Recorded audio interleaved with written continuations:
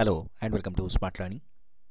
আজকের গুরুত্বপূর্ণ নিউজ এডিটোরিয়ালগুলো আমরা ডিসকাস করব। গত দুদিনের যে সমস্ত গুরুত্বপূর্ণ নিউজ এবং এডিটোরিয়াল এসছে সেগুলো ডিসকাস করব। কী কী রয়েছে দেখে নেব। 85 মুখে ডলার, অর্থাৎ $1 সমান 85 টাকা, এটা প্রায় হতে চলেছে। এটা নিয়ে বলা রয়েছে, খুব গুরুত্বপূর্ণ অর্থনীতির একটা বিষয়। পাইকারি মূল্যবৃদ্ধিটা নেমেছে, সেটা বলা হচ্ছে। সম্প্রতি জলবায়ু সম্মেলন সিওপি হয়ে গেল, তো সেটা নিয়ে এখানে বলা রয়েছে, সেখান থেকে কি আউটকাম এসেছে সেটা বলা রয়েছে। বাজারে অর্থাৎ শেয়ার মার্কেটে কিছু সূচক নেমেছে, সেটা নিয়ে আলোচনা রয়েছে। সুপ্রিম কোর্ট 1991 যে ধর্মস্থানের চরিত্র বদল নিয়ে যে আইন সংক্রান্ত যে মামলাটা ছিল, সেটা যে রায় দিয়েছে সেটা সম্পর্কে বলা রয়েছে। ঋণ নিয়ে কিছু প্রশ্ন রয়েছে, সেটা ইকোনমির ক্ষেত্রে। এবং যৌথ সংসদীয় কমিটি, জয়েন্ট পার্লামেন্টারি কমিটি, সেটা নিয়ে এখানে কিছু বলা রয়েছে, সেটা আমরা দেখব। তো প্রথমে আমরা দেখব 85 মুখে ডলার, অর্থাৎ বছর শেষের আগেই ভারতীয় মুদ্রাকে আরও দুর্বল করে 85 টাকায় পৌঁছে যাবে ডলারের দাম। সোমবার সেই আশঙ্কা সত্যি হওয়ার ইঙ্গিত জোরালো হলো। ডলারের সাপেক্ষে আরও তলিয়ে গেল টাকা, নামলো নজিরবিহীন তলানিতে। 1 লাফে 11 পয়সা উঠেই প্রথম $1 হলো 84.91 টাকা। এটা হচ্ছে বর্তমানে $1 সমান 84.91 টাকা। তো 85 টাকা হয়ে যাবে সম্প্রতি, এটা বলা হচ্ছে। আমেরিকায় বন্ডের ইল্ড বাড়ছিল, তাই লাগাতার বিদেশি লগ্নিকারী সংস্থাগুলি ভারতসহ বিভিন্ন সম্ভাবনায় দেশের শেয়ার মার্কেট বাজার থেকে পুঁজি তুলে সেখানে ঢেলেছে। এই যে বন্ডের ইল্ডের কথা বলা হচ্ছে, বন্ডের ইল্ডের অর্থটা কি? বন্ড থেকে যে আয়টা আসে সেটা হচ্ছে বন্ডের ইল্ড। এখন কোনো দেশে যদি কোনো ইনভেস্টমেন্ট করা হয়, বন্ডে যদি ইনভেস্টমেন্ট করা হয়, সেখান থেকে যদি আয় বেশি আসে, তাহলে সবাই কি চাইবে? সেখানে ইনভেস্ট করতে। তো ভারত সহ বিভিন্ন দেশের শেয়ার বাজারে যে পুঁজি ঢেলেছিল বিদেশি লগ্নিকারীরা, তারা সেখান থেকে টাকাটা তুলে নিয়ে এই কোঠায় নিয়ে চলে যাচ্ছে আমেরিকার বন্ডে, তারা ইনভেস্ট করছে। তাহলে স্বাভাবিকভাবে টাকার দাম তখন নিচে নামবে, টাকার মূল্য কমবে, ডলারের মূল্য বাড়বে। তবে হালে ভারতে ফিরছে বিদেশি লগ্নি, সেটা আমেরিকায় আরও কিছু সুদ কমানোর ইঙ্গিত পেয়ে হতে পারে। ফেরা বহাল থাকলে টাকার উপরে চাপ কমবে। তো ভারতে যদি বিদেশি লগ্নিকারীরা লগ্নি করেন, সেক্ষেত্রে কিছুটা আমরা দেখব ওই যে 85তে ছুতে যাচ্ছে, সেটা হয়তো নাও হতে পারে। বিশেষজ্ঞরা বলছেন কি, বিশ্ববাজারে ফের বাড়তে থাকা তেলের দাম, ভূ রাজনৈতিক উত্তেজনা, চাঙ্গা ডলার সূচক টাকা নিয়ে উদ্বেগ বহাল রাখছে। অর্থাৎ এই যে সমস্যাগুলো আন্তর্জাতিক অর্থনীতিতে, এটা দীর্ঘদিনের সমস্যা।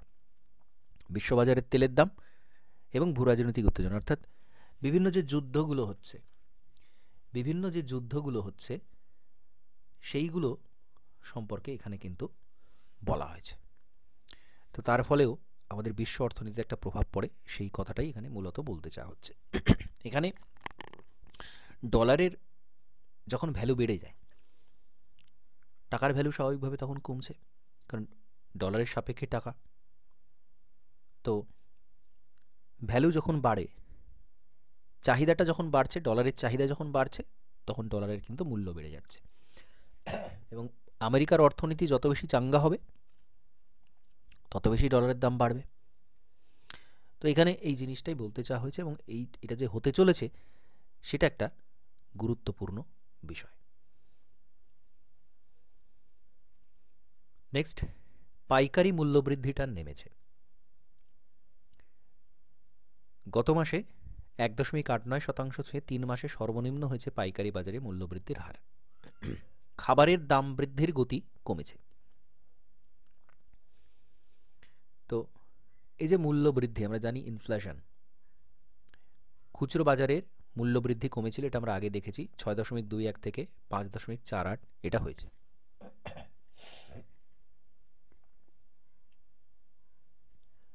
তো +-4% +-2 এর মধ্যে কিন্তু ইনফ্লেশনটাকে ধরে রাখতে হয়, সেটা আমরা জানি। তো এখানে খুচরো বাজারের যে মূল্যবৃদ্ধি সেটা 6.21 থেকে কমে হয়েছে 5.48। এই যে রিজার্ভ ব্যাংকের বেঁধে দেওয়া 6% সর্বোচ্চ সহনসীমার সামান্য নিচে। তো এই যে 6% সর্বোচ্চ সহনসীমা, এর মানে কি? এর মানে কিন্তু ওটাই, ওই যে 4% মূল্যবৃদ্ধি থাকতে হয় +-2, অর্থাৎ 2 থেকে 6% এর মধ্যে মুদ্রাস্ফীতির হারটা থাকবে, শতাংশটা থাকবে। তো সেটা এখানে হয়েছে।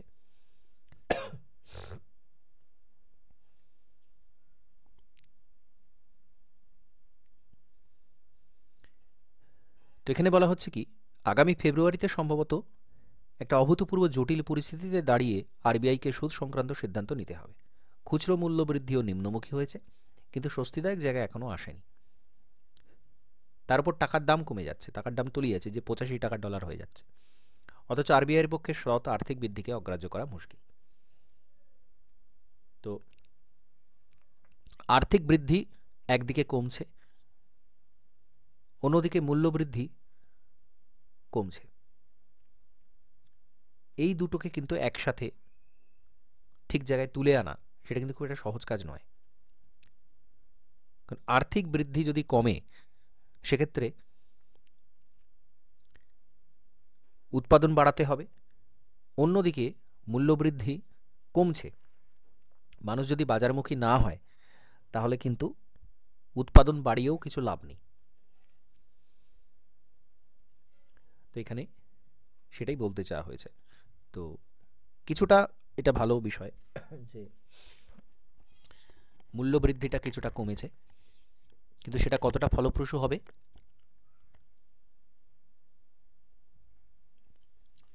সেটা আমরা আগামী দিনে দেখতে পাবো। আচ্ছা, এখানে জলবায়ু বিষয়ক খুব গুরুত্বপূর্ণ একটা এডিটোরিয়াল এসেছে, সেটা দেখব। সম্প্রতি শেষ হলো আজারবাইজানের বাকুতে জলবায়ু সম্মেলন, সেটা শেষ হয়েছে, যেটা সিওপি বলা হয়, convention of parties, conference of parties. প্রতি বছর এটা হয়, এবছর কোথায় হলো? আজারবাইজানের বাকুতে। 2 সপ্তাহ ধরে চলা সম্মেলনের শেষে যা পাওয়া গেল তা নাড়াচাড়া করতে গেলে মনে হতে বাধ্য, বছর তিনেক আগে গ্রেটার কথাগুলো কি ভয়ঙ্কর সত্যি। এই বছরটির মধ্যে জলবায়ু সম্মেলনের ক্ষেত্রে ঐতিহাসিক হয়ে ওঠার সম্ভাবনা ছিল।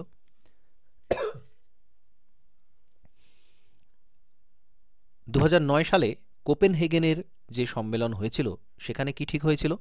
তৃতীয় বিশ্বের দেশগুলো যাতে জলবায়ু পরিবর্তনের সাথে যুঝবার উপযোগী পদক্ষেপ করতে পারে, তার জন্য বাৎসরিক $10,000 কোটি অর্থ সাহায্য করা হবে 2020 সাল থেকে। এটা ঠিক করা হয়েছিল 2009-এর কোপেনহেগেন সম্মেলনে। যারা পিছিয়ে পড়া দেশ, তাদেরকে অর্থ সাহায্য করা হবে। প্রতিশ্রুতি আর বাস্তবের মধ্যে বিস্তর ফাঁক থাকে, জলবায়ু রাজনীতিতে অন্যথা হয়নি। 10,000 কোটির লক্ষ্যমাত্রা পূরণ হলো 2022 সালে এসে, তবে সেই সাহায্যের অধিকাংশটাই দেওয়া হয় ঋণের মোড়কে। অর্থাৎ এই যে 2020-র মধ্যে এই সাহায্যটা দেওয়ার কথা বলা হয়েছিল, সেটা আলটিমেটলি দেওয়া হয়েছে 2022-এর মধ্যে, অনেকটা পরে, এবং সেটা ঋণ হিসেবে দেওয়া হয়েছে। তৃতীয় বিশ্বের দেশগুলির অর্থ পরিকাঠামোর অভাবে জলবায়ু পরিবর্তনের কুপ্রভাবগুলোর সাথে লড়াইয়ে পিছিয়ে পড়ছে। সাহায্যের নামে তাদের ফের ঋণের জালে বাঁধতে চাওয়ার চেষ্টা কেন? উত্তর মিলল না। তাহলে ক্লাইমেট সম্মেলন 2009 কোপেনহেগেনে বলা হয়েছিল যে তৃতীয় বিশ্বের দেশকে এত অর্থ সাহায্য করা হবে, কিন্তু ঋণ হিসেবে এটা দেওয়া হয়েছে, অনুদান হিসেবে নয়। তারপরে আশা ছিল যে আগামী 2025 সালের মধ্যে হয়তো কিছু পদক্ষেপ করা যাবে। 2015 সালে প্যারিস চুক্তির 9 নম্বর ধারায় বলা হয়েছিল 2025 সালের মধ্যেই বাৎসরিক $10,000 কোটি ভিত্তি হিসেবে ধরে নতুন আর্থিক লক্ষ্যমাত্রা, নিউ কালেকটিভ কোয়ান্টিফাইড গোল, সেটা ঠিক করা হবে, এটা বলা হয়েছিল। এবং প্যারিস চুক্তি আমরা জানি 2015 সালের একটা বিখ্যাত চুক্তি ছিল, প্যারিস চুক্তি, যেখান থেকে ইন্টারন্যাশনাল সোলার অ্যালায়েন্সের কথা উঠে আসে। তো সেইখানে এই কথাটা কিন্তু বলা হয়েছিল, নিউ কালেকটিভ কোয়ান্টিফাইড গোল স্থির করা হবে উন্নয়নশীল দেশগুলোর প্রয়োজন এবং অগ্রাধিকারকে মাথায় রেখে। অর্থাৎ তৃতীয় বিশ্বের দেশগুলোকে যে অর্থ সাহায্যের বিষয়টা সেটা কিন্তু মাথায় রাখা হবে।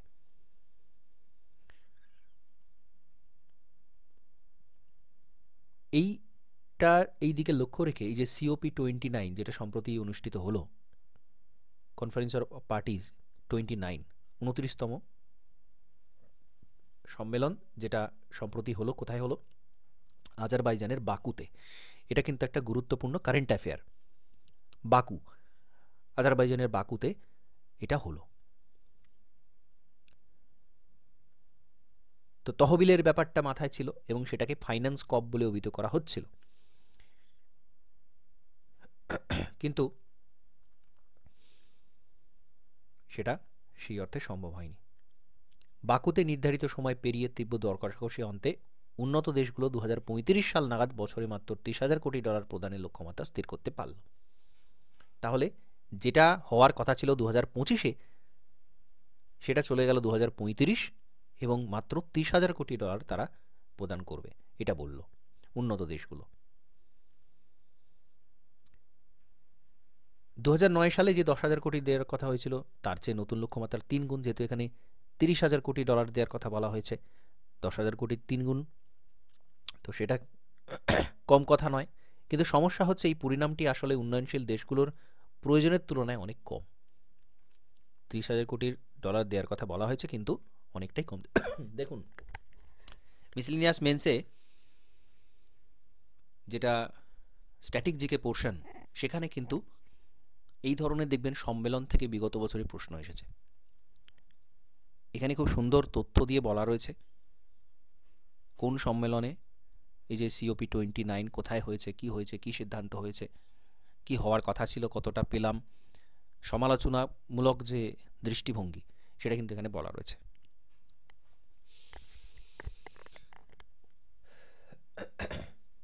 এখানে খুব সুন্দর পরিষ্কার স্পষ্ট ভাষায় লেখা রয়েছে এই যে কিয়োটো প্রোটোকলে ঐতিহাসিক দায়ের কথা বলা ছিল। ঐতিহাসিক দায়টা কি? যে যারা উন্নত দেশ তারা কিন্তু দায় এড়িয়ে যেতে পারে না। তারা কিন্তু উন্নত দেশগুলো তারা কিন্তু এতদিন ধরে গ্রিনহাউস গ্যাস তারা নির্গমন করে এসেছে এবং আলটিমেটলি তার ফলেই কিন্তু আজ সারা বিশ্বে এত উষ্ণায়ন, সেই দায়তে তারা এড়িয়ে যেতে পারে না। এটা কি বলা হচ্ছে? ঐতিহাসিক দায়। কিন্তু কৌশলে সরে আসতে চাইছে উন্নত বিশ্ব, অর্থাৎ তাদের এই যে আর্থিক যে অনুদানটা দেওয়ার যে কথা সেটা থেকে তারা কিন্তু সরে আসছে। তারা কিন্তু যতটা দেওয়ার কথা সেটা তো দিচ্ছেই না, ডিলে করছে, এই সমস্ত জিনিসগুলো হচ্ছে। তো এইগুলো বলা হচ্ছে 2035-এর মধ্যে 1.3 লক্ষ কোটি ডলারের দাবিকে উন্নত বিশ্ব মোটেই উড়িয়ে দেয়নি। যাই হোক, এইগুলো এখানে বলা হয়েছে। এখন যেটা সমস্যা সেটা হচ্ছে ডোনাল্ড ট্রাম্প কি বলছেন? বিশ্ব উষ্ণায়ন তত্ত্বের বিরোধী। অর্থাৎ আমেরিকা কিন্তু চিরকালই বলে আসে যে বিশ্ব উষ্ণায়ন বলে কিছু নয়, উন্নত দেশগুলো থেকে অর্থ আদায়ের একটা কৌশল। ডোনাল্ড ট্রাম্পের সমর্থক। যাই হোক, তার ফলে এটা কি দাঁড়াচ্ছে যে এই ব্যাপারটা তারা উড়িয়েই দিচ্ছে, তাদের দায়টা তারা এড়িয়ে যাচ্ছে, এটা এখানে বলতে চাওয়া হচ্ছে। ঠিক আছে, তাহলে এখান থেকে মূল যে বিষয়গুলো নেওয়ার সেগুলো আমরা নেব এবং খুব গুরুত্বপূর্ণ এই বিষয়টা ডিসক্রিপটিভ রাইটিংয়ের ক্ষেত্রে আমাদের কাজে লাগবে এবং MCQ এর ক্ষেত্রেও এই যে আজারবাইজানে বাকুতে হয়েছে COP29 সেটাও আসতে পারে। 1064.12 পয়েন্ট এটা পড়ে গেছে সেন্সেক্স, তাহলে 80,000 এর অঙ্কে নেমে গেছে এটা। লগ্নিকারীরা 4.92 লক্ষ কোটি টাকা তারা কিন্তু হারাচ্ছে।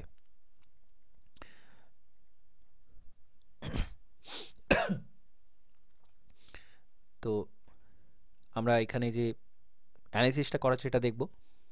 আমেরিকার সুদ কমানোর লগ্নিকারীরা উচাটন বটে, তবে ভারতের রিজার্ভ বাণিজ্য ঘাটতি, ডলারের সাপেক্ষে টাকা তলানিতে ঠেকা, দামের পতনে জ্বালানি জুগিয়েছে। আমেরিকায় ট্রাম্পের নীতি বাণিজ্যে কতটা পাঁচিল তুলবে, ভূ রাজনৈতিক জটিলতা কমবে কিনা, দেশে সুদ কমানো হবে কিনা ইত্যাদি নিয়েও একটা অনিশ্চয়তা কাজ করেছে, ফলে শেয়ার বাজার অস্থির।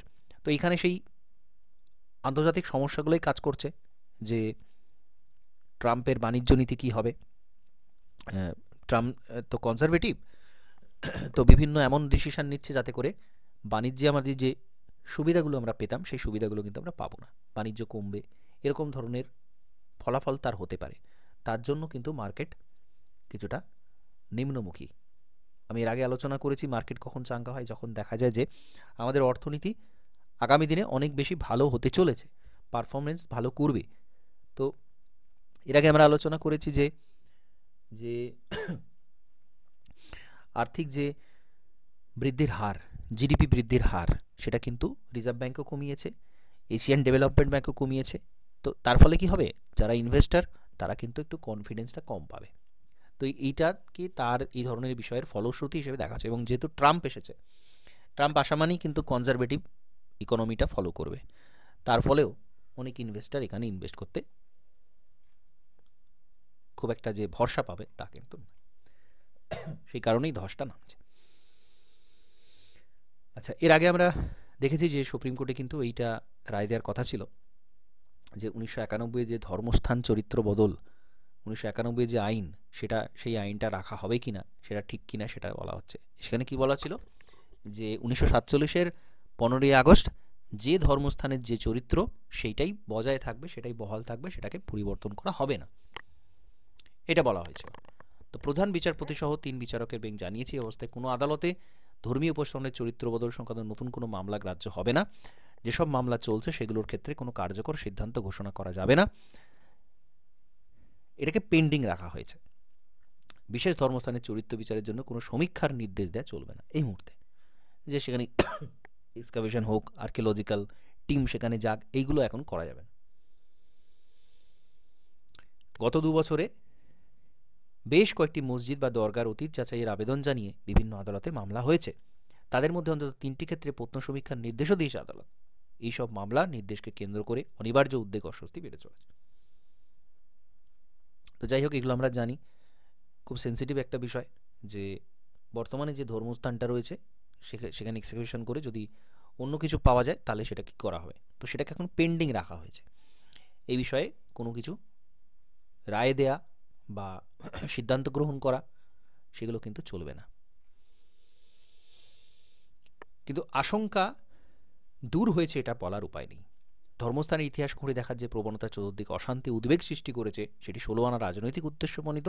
বাবরি মসজিদ, রাম জন্মভূমি ইতিহাস এই রাজনীতির আক্ষরিক অর্থেই যুগান্তকারী অধ্যায়। সহিষ্ণুতা, সহাবস্থান, যুক্ত সাধনার ভিত্তিতে গড়ে তোলা গণতন্ত্রের ধারণাকে সরাসরি অস্বীকার করে ধর্মাশ্রিত সাম্প্রদায়িক ভেদবুদ্ধির আগুনে সংখ্যাগুরুবাদী রাজনৈতিক হাতিয়ার তৈরি করার যে পথ প্রায় 4 দশক আগে উন্মোচিত হয়েছিল, ভারত সেই পথে বহুদূর অবধি এগিয়ে গিয়েছে। তো এখানে এই যে শুধু ইনফরমেশন নয়, এই যে লেখার যে ভঙ্গি, ভাষা, শব্দ, এইগুলো কিন্তু খুব গুরুত্বপূর্ণ। আমি আগেও বলেছি, এখানে দেখুন খুব সুন্দর করে এটা বলা রয়েছে যে এর ফলে কি সমস্যা হতে পারে। এবং এই ধরনের বিষয়গুলো নিয়ে কিন্তু বেঙ্গলি ইংলিশের যে ডেসক্রিপটিভ রাইটিং সেইটা কিন্তু আসবে, সেটা কিন্তু থাকবে। সুতরাং এটাকে কিন্তু খুব গুরুত্ব সহকারে দেখবেন। এবং এটাও আগে বলেছি যে এটা খুব গুরুত্বপূর্ণ একটা ইস্যু ছিল, তো সেটার রায়টা দেওয়া হয়েছে এরকমভাবে। এইখানে একটা গুরুত্বপূর্ণ ইনফরমেশন তুলে ধরা হচ্ছে, ব্যাংকের যে নগদ সেটা কিন্তু কমে গেছে। দেশের ব্যাংকগুলির ভাড়ারে নগদের যোগান তলানিতে ব্লুমবার্গ ইকোনমিক ইন্ডেক্সের পরিসংখ্যান বলছে বর্তমানে দেশের ব্যাংকিং ব্যবস্থার নগদের জ্বালানি ঘাটতি গত 6 মাসের সর্বোচ্চ স্তরে 1.5 লক্ষ কোটি টাকায় পৌঁছে গিয়েছে, যে পরিস্থিতিতে 24 জুনের পর আর কোনো এতটা চড়েনি। যার জেরে ইন্টারব্যাংক ওয়েটেড অ্যাভারেজ কল রেট, যা দিয়ে এতদিন ঋণের খরচ পরিমাপ করা হয়, তা বেড়ে গেছে। নগদের টানাটানিতে এই চড়া সুদে ব্যাংকগুলি যখন নিজেদের মধ্যে ওভারনাইট লেনদেন সারতে বাধ্য হচ্ছে, সেখানে আমজনতাকে লোন দেওয়ার মতো যথেষ্ট টাকা যে তাদের কাছে থাকবে না, তা সহজেই অনুমেয়। তো ব্যাংকের কাছে নগদ টাকা কমে গেছে, এটা বলা হচ্ছে। এর জেরে আমজনতা এমনকি কর্পোরেটদের পক্ষেও আগামী দিনে সহজে ঋণ পাওয়া কষ্টকর হবে। তো এখানে খুব গুরুত্বপূর্ণ একটা কনসার্নিং বিষয় তুলে ধরা হচ্ছে যে ব্যাংকের কাছে যদি নগদ না থাকে তাহলে তার ঋণ দেবে কি করে। ঋণ দিতে পারবে না, তো সেটা পাওয়াটা কিন্তু কষ্টকর হবে। ঋণের চাহিদা খুব বেশি হলে উল্টে সুদের হার বাড়াতে পারে ব্যাংক। তো এটাও একটা দিক। চাহিদা আছে, যোগান নেই, মানুষ ঋণ নিতে যাচ্ছে, তাদের কাছে ঋণ দেওয়ার মতো পরিস্থিতি নেই, কারণ তাদের কাছে অর্থ নেই। তাহলে চাহিদা বেড়ে যাচ্ছে, ঋণের চাহিদা বেড়ে যাচ্ছে, কিন্তু ঋণ দেওয়ার মতো টাকা নেই। তাহলে কি হবে? তাহলে কিন্তু সুদের হারটা তারা বাড়িয়ে দেবে। ঠিক আছে, ঋণ নাও, কিন্তু বেশি সুদ দিতে হবে, এটা তারা করে দিতে পারে। তো সুদের হার কমানোর কথা এখানে বলেছিলেন কেন্দ্রীয় মন্ত্রী নির্মলা সীতারামন, অর্থমন্ত্রী। যাই হোক, ব্যাংকের ঋণ নীতি নির্ধারক কমিটি দীর্ঘ সময় ধরে সুদের হার না কমানোর কারণে অর্থনীতি গতিশীল হচ্ছে বলে শীর্ষ ব্যাংকের ঘাড়ে দায় চাপিয়েছেন দুই মন্ত্রী। তো এটা একটা দিক যে সুদের হার কমানো হচ্ছে না, মানুষ তাহলে ঋণ পাবে না, মানে নিতে চাইবে না, কারণ সুদের হার যদি বেশি হয় কেন ঋণ নিতে যাবে, অতিরিক্ত টাকা তাকে বহন করতে হবে। তো এটা একটা দিক। তো এইসব বিষয়গুলো প্রত্যেকটা কিন্তু গুরুত্বপূর্ণ। আচ্ছা, এখানে আমরা খুব গুরুত্বপূর্ণ একটা জেপিসি, জয়েন্ট পার্লামেন্টারি কমিটি, আমরা বিভিন্ন পার্লামেন্টারি কমিটির কথা পড়েছিলাম, এখানে সেই কমিটির কথা বলা রয়েছে, খুব গুরুত্বপূর্ণ, কারেন্ট অ্যাফেয়ার্সের সাথে কানেক্টেড। জয়েন্ট পার্লামেন্টারি কমিটি এটা হচ্ছে একটা অ্যাডহক কমিটি, অর্থাৎ অস্থায়ী কমিটি। সংসদে আলোচিত কোনো বিষয় বা বিল নিয়ে বিস্তারিত আলোচনা করার জন্য এটা তৈরি হয়। একটা বিল পেশ করা হলো, সেই বিলটাকে খতিয়ে দেখার জন্য একটা কমিটি তৈরি করা হলো, অস্থায়ী কমিটি। যতদিন না সেটার বিলটার বিচার্য বিষয়গুলো করা হচ্ছে ততদিন এটা করা হলো। দুই কক্ষের সরকার ও বিরোধী পক্ষের সংসদরা থাকছেন সেখানে, লোকসভার স্পিকার কমিটির চেয়ারপারসনকে মনোনয়ন করছেন। ঠিক আছে, কমিটির মধ্যে সরকারের পক্ষের যেমন থাকবে, বিরোধী পক্ষের সদস্যরাও সেখানে থাকবে। স্পিকার এই কমিটির চেয়ারপারসনকে মনোনয়ন করছেন, কে চেয়ারম্যান হবেন। কতদিনের জন্য কমিটি বাঁধা ধরার নিয়ম নেই, কারণ এটা অ্যাডহক কমিটি, যতদিন এর প্রয়োজন হবে, প্রয়োজনীয়তা থাকবে, ততদিন কমিটিটা থাকবে। জেপিসি হবে কি না তা সংসদে নির্ধারণ করে কমিটিতে কতজন সদস্য থাকবেন তা কোনো নির্দিষ্ট সংখ্যা বলা নেই। তাহলে জয়েন্ট পার্লামেন্টারি এই কমিটিটাতে, জেপিসিতে কতজন সদস্য থাকবেন সেটা ফিক্স নয়। আমরা যেমন স্ট্যাটিক যে কমিটিগুলো, যেগুলোকে স্ট্যান্ডিং কমিটি বলা হয়, 24টা স্ট্যান্ডিং কমিটি রয়েছে, ডিপার্টমেন্ট রিলেটেড স্ট্যান্ডিং কমিটি, সেই যে স্ট্যান্ডিং কমিটিগুলো সেখানে কতজন মেম্বার থাকবে কি থাকবে সেটা কিন্তু ফিক্সড, কিন্তু এই জেপিসি কমিটি কতজন সদস্য থাকবেন সেটা ফিক্সড নয়। যে উদ্দেশ্যে গঠিত তা হয়ে গেলে এই কমিটি ভেঙে দেওয়া হয়। কমিটির সুপারিশে যে সরকার মানতে বাধ্য তা নয়। জেপিসি বিশেষজ্ঞ, পাবলিক বাজেট অ্যাসোসিয়েশন, ব্যক্তি, ইন্টারেস্টেড পার্টির সাথে কথা বলতে পারে বা কেউ কথা বলতে চাইলে শুনতে পারে। এই কমিটির সুপারিশ সরকার মানতে বাধ্য নয়। কমিটি করা হয় সব ঠিক আছে, কিন্তু মানতেই হবে এরকম নয়। তাহলে এক দেশ এক ভোট, ওয়ান ইলেকশন, এটা নিয়েই কিন্তু এটার কথা বলা হচ্ছে। এই যে বিলটা আসতে চলেছে, ওয়ান নেশন ওয়ান ইলেকশন, একই সাথে বিধানসভা লোকসভা ভোট হবে, এটা বিষয়ে পর্যালোচনা করার জন্য এরকম জয়েন্ট পার্লামেন্টারি কমিটি তৈরি করা হচ্ছে, সেইটা বিষয়ে এখানে বলা রয়েছে। ঠিক আছে, পলিটির খুব গুরুত্বপূর্ণ বিষয়, এটা বুঝতে পারা গেছে? একটু জানাবেন। হ্যাঁ স্যার। তাহলে এই যে টপিকগুলো ছিল আমরা দেখলাম, কি ইকোনমি থেকে ছিল, পলিটি থেকে ছিল, ক্লাইমেট থেকে ছিল, খুব গুরুত্বপূর্ণ, খুব রিলেভেন্ট, এবং আগামী দিনের সমস্ত পরীক্ষার ক্লার্কশিপ, মিসলেনিয়াস, ডাব্লিউবিসিএস এর যে ডেসক্রিপটিভ রাইটিং সেখানে, এবং তার সাথে এমসিকিউ, কারেন্ট অ্যাফেয়ার্সের এমসিকিউ তৈরি হওয়ার এখানে যথেষ্ট জায়গা রয়েছে, সুযোগ রয়েছে। তো আপনারা এখানে একটু রিভিশন করে নেবেন। পেপার কাটিংগুলো আমি দিয়ে দেবো, সেখান থেকে ইম্পর্টেন্ট ইনফরমেশান আমি যেগুলো বললাম সেগুলো একটু কালেক্ট করে লিখে রাখবেন। ওকে, ঠিক আছে, তাহলে আজকে ক্লাসটা এখানে কমপ্লিট করছি। নমস্কার, ধন্যবাদ।